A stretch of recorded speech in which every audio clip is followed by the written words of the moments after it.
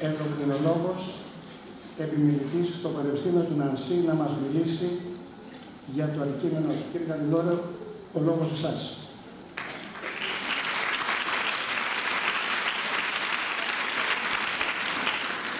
Κυρίες Δεσποινίδες και κύριοι, καλημέρα σας.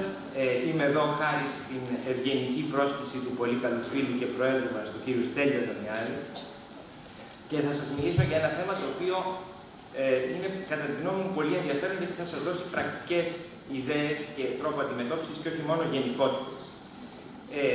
Η πολυετής ενασχόλησή μου με τα προβλήματα διατροφής στους μεγάλους μου έδειξε ότι τα αποτελέσματα είναι απογοητευτικά. Γιατί πολύ συχνά υπάρχουν ήδη εγκαθιδρυμένες συνήθειες που είναι δύσκολο να αλλάξουν. Κατεβαίνοντας ηλικιακά, έφτασα τελικά στο συμπέρασμα να πιστεύω ότι η καλύτερη και πιο πρόσφορη περίοδος για να κάνουμε μια σωστή δράση τελικά είναι η προσχολική ηλικία, δηλαδή μέχρι και τον νηπιαγωγείο.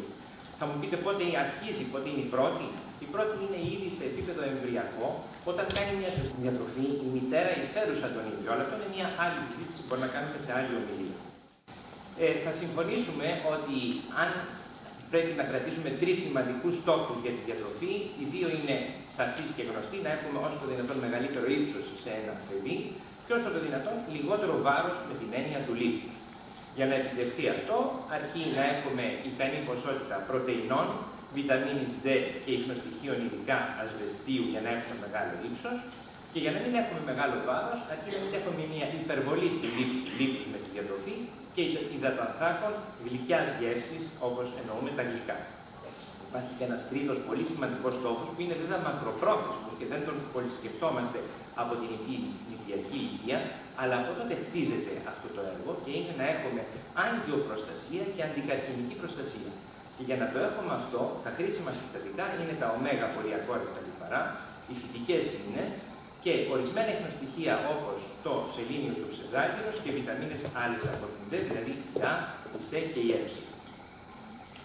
Αυτά συμπεριλαμβάνονται στην μεσογειακή διατροφή με κάποιες μικρές παραλλαγές που θα δούμε τώρα. Δηλαδή, η μεσογειακή διατροφή δεν προβλέπει πάρα πολύ κρέας, όμως εδώ στην περίπτωση του παιδιού, αν θέλουμε να την προσαρμόσουμε, πρέπει να έχουμε αρκετή ποσότητα πρωτεϊνών που προέρχονται φυσικά από το κρέας, το αυγό και το ψάρι και επίσης και από τα όσπρια. Για να έχουμε λιγότερο λιπαρά και υδατάνθρακες, αρκεί να μην έχουμε πάρα πολύ μεγάλη κατανάλωση αυτών που ονομάζουμε σκουπιδοτροφές, junk food, που είναι πάρα πολύ γνώστικες.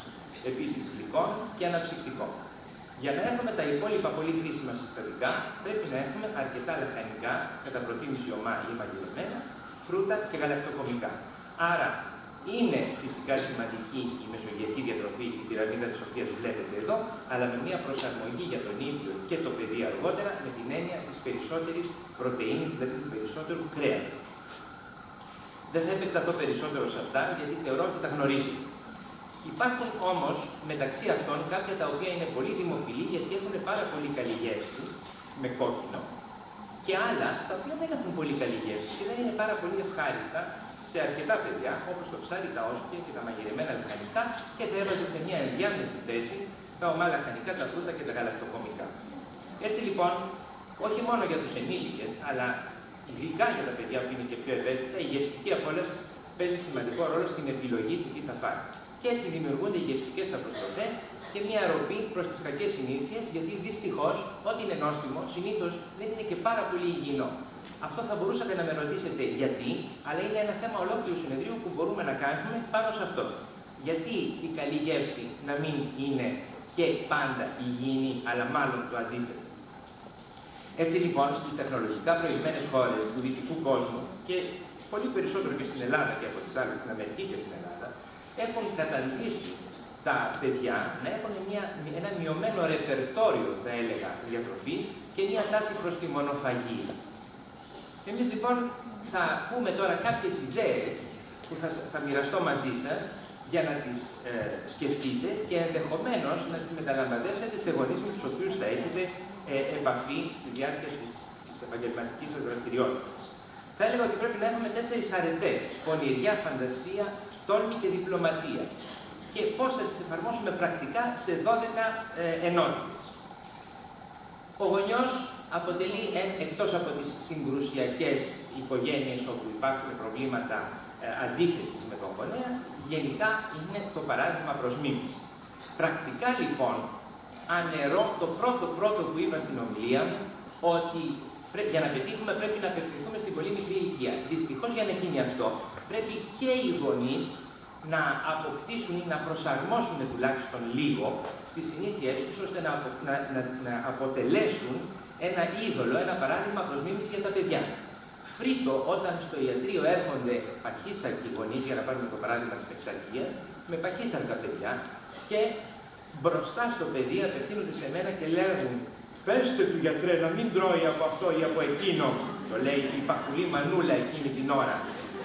Και βέβαια με κάποια διπλωματία προσπαθώ να της εξηγήσω ότι πρέπει και όλη η οικογένεια, αν θέλουμε να ακολουθήσει μια υγιεινή διατροφή το παιδί, να μπει σε αυτή τη διαδικασία. Έτσι λοιπόν ο γονιός αποτελεί το καλύτερο είδωλο και δεν έχει καμία δύναμη πιστικότητας ο λόγος, ο προτρεπτικός, όσο η εικόνα, η επαναλαμβανόμενη του να το κάνει και ο γονιός την υγιεινή συνήθεια. Ένα δεύτερο που ίσως να γελάσετε λίγο, είναι, για να παίξει λίγο η πονηριά, είναι η έννοια της σημαντικότητας. Δεν πρέπει να δίνουμε στο παιδί την εντύπωση ότι μας κάνει χάρη που θα φάει αυτό ή εκείνο το τρόφιμο. Πρέπει ο γονιός να παίξει λίγο θέατρο.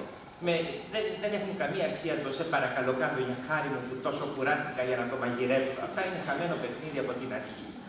Εκείνο που εμείς εφαρμόζουμε και σε προσωπικό, οικογενειακό επίπεδο από τότε που ήταν το παιδί μας πολύ μικρό, ήταν ότι δεν πιστεύω να μας το φας όλο, γιατί και ακριβό είναι αυτό και πολύ νόστιμο. Άφησε και για μας λίγο και φυσικά γινόταν ένα παιχνίδι που το παιδί είχε τάση να φάει αυτό το σπάνιο έδεσμα και έτσι αποκτούσε μια υγιεινή συνήθεια. Πρακτικά. Δεν ισχύει για παιδάκια αυτής της ηλικίας όπως είναι η φωτογραφία, αλλά για νήπια. Τα πιο μεγάλα καταλαβαίνουν πια το παιχνίδι και μας κοροϊδεύουν. Ο προγραμματισμός ημέρας. Έχετε ακούσει πάρα πολλές φορές πρακτικά ότι είναι πολύ καλό να έχουμε 3 γεύματα και ενδεχομένως 3 γευματήρια. Συμφωνούμε νομίζω όλοι σε αυτήν την αίθουσα και δεν θα χάσουμε χρόνο να πούμε πόσο σημαντικό είναι το πρωινό και έχουν γίνει συγκεκριμένες μελέτες με εκατομμύρια παιδιά στις ΗΠΑ που δείχνουν ότι η πνευματική απόδοση του παιδιού στη διάρκεια του σχολικού πρωινού είναι πολύ μεγαλύτερη στα παιδιά που έχουν λάβει ένα καλό πλήρες πρωινό που δεν νοείται να είναι μόνο το ρούφιγμα ενός γάλακτος. Για να γίνει όμως αυτό, δεν νοείται ο γονιός να πίνει έναν καφέ και να φεύγει. Δεν μπορεί να τρώει ένα παιδί μόνο του το πρωί ένα πρωινό πλήρες σε ένα τραπέζι την ώρα που οι γονείς τρέχουν δεξιά και αριστερά για να ετοιμαστούν ή πίνουν ένα απλό καφέ. Πρέπει τουλάχιστον ένας από τους 2 γονείς να τρώει και αυτός παρέα με το παιδί ένα κανονικό πριγκιπικό πρωινό, θα έλεγα. Το γεύμα και το δείπνο μπορούν να έχουν ανάμεσά τους, με μια καλή οργάνωση, ένα δεκατιανό που μπορεί να είναι ένα φρούτο στο σχολείο ή στο παιδικό σταθμό ή στο σπίτι, και ένα απογευματινό κολατσό που μπορεί να είναι ένα ωραίο γιαούρτι με μέλι και κάτι άλλο. Επίσης, πρώτου ύπνου μια πολύ καλή συνήθεια είναι ένα γάλα. Θα πείτε, μα τόσα πράγματα? Ναι, γιατί έτσι έχουμε την ελπίδα ότι με αυτόν τον τρόπο θα δημιουργήσουμε ένα αίσθημα προγραμματισμένου χωρισμού και δεν θα υπάρχει μια άναρχη λήψη τροφής ανάμεσα με τα 3 όμικρον, οτιδήποτε, όσοδήποτε, οπουδήποτε. Αλλά και στο εσωτερικό ενός γεύματος πρέπει να έχουμε έναν προγραμματισμό. Εδώ θα κάνω επίκληση στην καλή συνήθεια των Γάλλων να έχουν πρώτο και δεύτερο πιάτο. Αυτό μπορεί να βοηθήσει πάρα πολύ τους γονείς με την εξής σκέψη. Μπορούμε να προτείνουμε στο παιδί υπομορφή συμβολέου ότι θα ξεκινήσει με μία σαλάτα ή ακόμη και με ένα άλλο όχι δημοφιλές φαγητό, όπως είναι ένα όσπριο, για να είμαστε ειλικρινείς μεταξύ μας, και να του θέσουμε το συμβόλαιο ότι δεν θα ακολουθήσει το πολύ ωραίο νόστιμο φαγητό που είναι μια μακαρονάδα με μπιφτέκια μετά, αν δεν φάει 3 πυρουνιές σαλάτα ή 3 κουταλιές όσπριου. Αν διαραγεί αυτό το συμβόλαιο και δεν ακολουθηθεί, πρέπει ο γονιός να έχει το θάρρος και την τόλμη να μην δώσει το επόμενο φαγητό. Με σπαραγμό ψυχής. Η ελληνική πληθωρικότητα και φιλοξενία με τα υπέροχα πολλαπλά πιάτα πάνω στο τραπέζι με τις νοστιμιές και τα μεσεδάκια είναι κάτι το οποίο θα πρέπει να παραμείνει μόνο στο περιθώριο της εξαίρεσης, του έκτακτου γεύματος, του γιορταστικού, της ταβέρνας, του εστιατορίου, και η ποικιλία αυτή, η οποία είναι καλό να υπάρχει σαν ποικιλία, να μην είναι στο εσωτερικό ενός γεύματος, αλλά να χωριστεί σε διαφορετικές ημέρες της εβδομάδας και σε διαφορετικά γεύματα. Τώρα, το άγνωστο. Περιέργως, ενώ το παιδί έχει τάση πάντα να εξερευνά και να ενδιαφέρεται για το καινούριο και το άγνωστο, στην γεύση τα πράγματα είναι λίγο διαφορετικά. Σε μια μελέτη που είχαμε κάνει στην Ανατολική Αττική, σε 3 διαφορετικά γυμνάσια βέβαια, όπου είχαν ήδη διαμορφωθεί γευστικές προτιμήσεις, στο ερωτηματολόγιο που είχα μοιράσει, εκτός από τις γευστικές προτιμήσεις, υπήρχαν και 2 πονηρές ερωτησούλες ως προς την αναγνωρισιμότητα του τροφίμου και ως προς την γευστική εμπειρία. Δηλαδή, αν έχει ήδη δοκιμάσει φάει το τρόφιμο ή αν το γνωρίζει σαν τρόφιμο. Και δεν θα εκπλαγείτε αν δείτε ότι στις πρώτες θέσεις των πιο άγνωστων τροφίμων ήταν 8 λαχανικά, 3 όσπρια και 2 θαλασσινά, αλλά κανένα κρέας και κανένα ζυμαρικό βεβαίως. Και μεταξύ αυτών που ήταν και τα πιο άγνωστα ήταν και τα περισσότερα απεχθή γευστικά τρόφιμα. Όλος περίεργο. Έτσι λοιπόν πρέπει να πετύχουμε τη γνωριμία με ένα τρόφιμο που είναι υγιεινό και όχι πολύ δημοφιλές. Για να γίνει αυτό μπορεί να γίνει με εικόνα ή μπορεί να γίνει με επαφή και εικόνα στη λαϊκή αγορά ή στο σούπερ μάρκετ με τη μητέρα, ή ακόμη περισσότερο για να πάμε λίγο παραπέρα και να προτείνουμε και κάτι πιο προκλητικό και πιο όχι ουτοπικό, θα ήταν να γίνει και μια καλλιέργεια ίσως, αν υπάρχει ένας μικρός κήπος ή ένα μικρό παρτέρι, ή ακόμα και μια ζαρδινιέρα σε ένα μπαλκόνι. Δεν είναι τελείως ουτοπικό αυτό που λέω. Υπάρχουν ορισμένα λαχανικά τα οποία γνωρίζω γιατί καλλιεργώ και εγώ κήπο, που είναι εύκολα. Αυτά θα μπορούσαμε να προτείνουμε στους γονείς να τα χρησιμοποιήσουν. Το χειμώνα, μαρούλι, σπανάκι, μπρόκολο. Δεν μπορείτε να φανταστείτε την ικανοποίηση ενός παιδιού που κόβει ένα μπροκολάκι ή μαζεύει φύλλα σπανάκι. Και η επαφή αυτή έχει πάρα πολλές πιθανότητες να του δημιουργήσει και την επιθυμία να το δοκιμάσει μετά. Στα καλοκαιρινά λαχανικά θα σας πρότεινα τα βλήτα, τις πιπεριές και τις μελισσάτες που είναι πάρα πολύ εύκολα και στην συγκομιδή και στην καλλιέργεια και στην απόδοση ακόμη και σε μικρή ζαρτινιέρα μπαλκονιού. Είναι δοκιμασμένο. Και φυσικά αυτό που γνωρίζετε όλοι και πολύ συχνά γίνεται και στους σταθμούς και σε άλλα μέρη, η συμμετοχή στην προπαρασκευή του φαγητού, η οποία συνήθως γίνεται στη ζαχαροπλαστική, πρέπει να το πούμε, αλλά καλό θα ήταν να γίνεται και στο φαγητό, γιατί υπάρχουν πολλές ελπίδες. Ένα παιδάκι που θα βοηθήσει τη μαμά να μαγειρέψει ρεβίθια, να τα φάει και μετά. Παρ' όλα αυτά, για να μην θεωρηθώ υπερβολικός, ουτοπικός και όχι ρεαλιστής, συμφωνώ και προτείνω να γίνουν αποδεκτές και οι ορισμένα όχι υγιεινά φαγητά, υπό την προϋπόθεση ότι θα γίνει σε εξαιρετικό γεύμα, σε εξαιρετική λήψη γιορτινού, γιορταστικού γεύματος υπάρχει. Εκεί πρέπει να αποδεχτούν ακόμη και οι πιο σκληροί σε θέματα υγείας γονείς, ότι το παιδί θα φάει πράγματα τα οποία τα θεωρούμε σκουπιδοτροφές, αφού του εξηγήσουμε ότι δεν είναι πολύ καλά για την υγεία του, αλλά είναι νόστιμα και σήμερα μπορείς να φας κάτι τέτοιο. Υπό την προϋπόθεση ότι θα είναι όλη την εβδομάδα μια ωραία συντηρητική υγιεινή διατροφή και αυτό θα είναι η εξαίρεση. Παρ' όλα αυτά, αν κάποιος γονιός θελήσει να το παίξει ακόμη και σε αυτές τις περιπτώσεις τέλειος, έχω να προτείνω 2 ιδέες που τις εφαρμόζω. Υπάρχουν στίφτες πρέσες χειροκίνητες, αρκετά ακριβές, όπου μπορεί να γίνει μια παρασκευή χυμού εσπεριδοειδούς ή κεροδιού επιτόπου εκεί μπροστά στα παιδιά του πάρτι και να το θεωρήσουν σαν ένα happening και να δοκιμάσουν και να ευχαριστηθούν αντί να πιούν τα έτοιμα αναψυκτικά του εμπορίου. Φυσικά έχει και μεγαλύτερο κόστος και μεγαλύτερο κόπο, ειδικά για τον γονιό. Και ένα δεύτερο, η βιοτεχνία Coca-Colas, την οποία έχω εφαρμόσει επανειλημμένα και στο ΚΔΑΠ, και όπου παρασκευάζουν, καλούνται τα παιδιά, το ανακοινώνουν έτσι εντυπωσιακά, ότι θα κάνουν μια βιομηχανία ελληνικής Coca-Colas για να χτυπήσουμε τα ξένα συμφέροντα και τα ξένα μονοπόλια. Εδώ λοιπόν τι κάνουμε, παίρνουμε έναν ωραίο χυμό σιρόπι βυσσινάδας και μπροστά στα παιδιά γεμίζουμε τα ποτηράκια με τη συνάδα και προσθέτουμε ένα ωραίο μεταλλικό, αεριούχο, ελληνικό, φυσικό νερό και έχουμε μια βιομηχανία Coca-Colas και μπορώ να σας βεβαιώσω ότι ενθουσιάζονται και το πίνουν και ζητούν και δεύτερο ποτήρι. Τώρα, μπορούμε φυσικά να χρησιμοποιήσουμε και τα ωφέλη της τέχνης για να ευαισθητοποιήσουμε τα παιδιά στις καλές συνήθειες. Υπάρχουν πάρα πολλά τραγούδια σε παιδικές συλλογές τραγουδιών που σίγουρα ξέρετε, το φτωχό Βιζέλη, το Κορέβιτσι, Στεντέλη και άλλα, όπως και το Μίλα μου για μίλα, που κρύβονται μέσα σε αυτά τα δισκάκια τα πολύ ωραία και μπορούν με χαροπό και μπρίο και με ωραίο τρόπο να κάνουν το παιδί να αποκτήσει μια θετική σκέψη για ένα λαχανικό και μετά ίσως και να το φάει. Εκτός από τη μουσική υπάρχει και η απεικονιστική τέχνη με πρώτη την τροφογλυπτική και σίγουρα εσείς που είστε νέοι σαν και εμένα βλέπετε συχνά στο ίντερνετ τέτοιες εικόνες που κυκλοφορούν όπου διάφοροι άνθρωποι με πολλή έμπνευση έχουν φτιάξει μικρές συνθέσεις τροφίμων που μπορεί και η μαμά, αν έχει την υπομονή και το κουράγιο να το κάνει και αφού το χρησιμοποιήσει και το φτιάξει το εργοτέχνης μετά να το φάνε κιόλας. Και έτσι δημιουργεί μια ωραία εικόνα και μια ωραία εξοικείωση για τα παιδιά με κάποιες τροφές.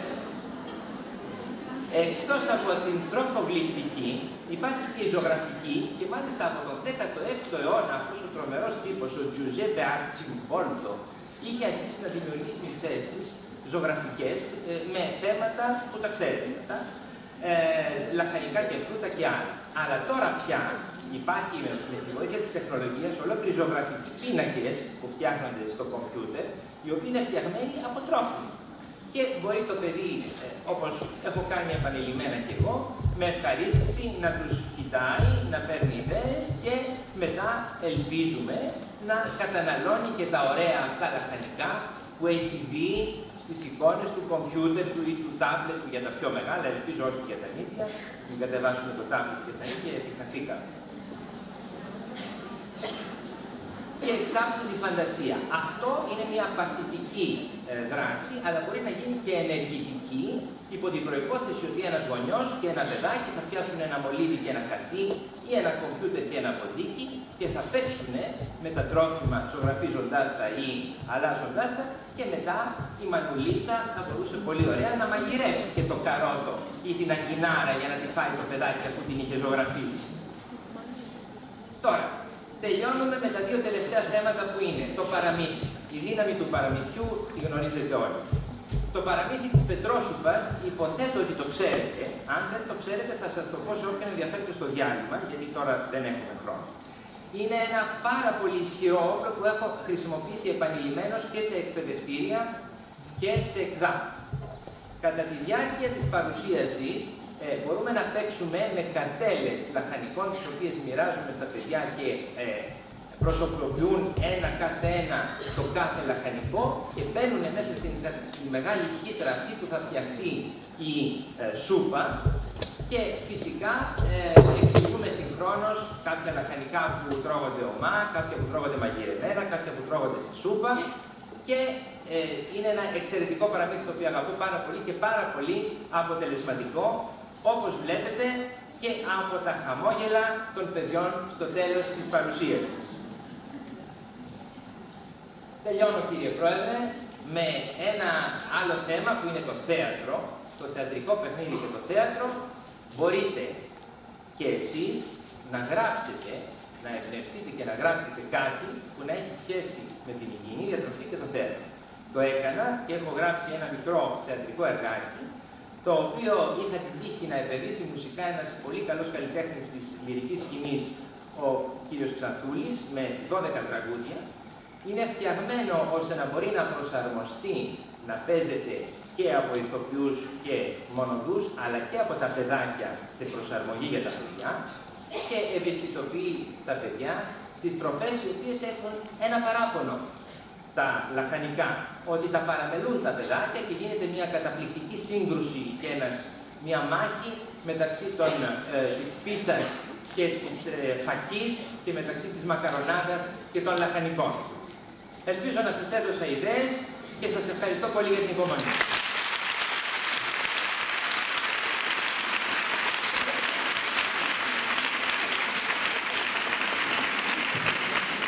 Ευχαριστούμε πάρα πολύ τον κύριο Καντιλόρο για την άρτια παρουσίαση που και κάποιος να μην ήξερε πολλά πράγματα με αυτά που μας ανέφερε, μπόρεσε και μας έκανε και τα κάναμε φίλοι μας όλοι μας. Ευχαριστούμε πολύ. Να είστε καλά.